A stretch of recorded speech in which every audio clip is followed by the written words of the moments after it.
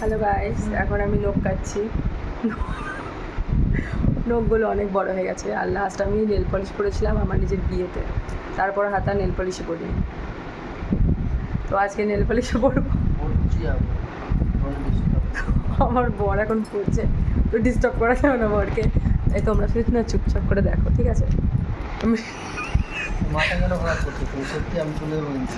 আমার বর কিন্তু পড়ছে, কেউ ডিস্টার্ব করবে না, সো প্লিজ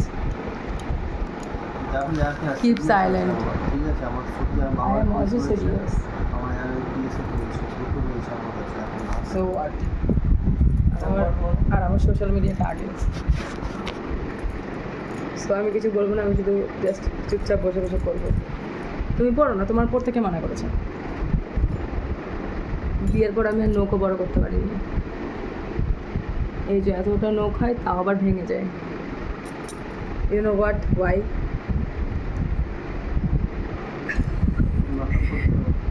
আমার তুমি তোমার পড়ো না, আমাদেরকে কেন খেয়াল করছো? সো আগে আমি তেল কাটাতে নেল কাটতেও পারতাম না, এখন আমি সব শিখে গেছি।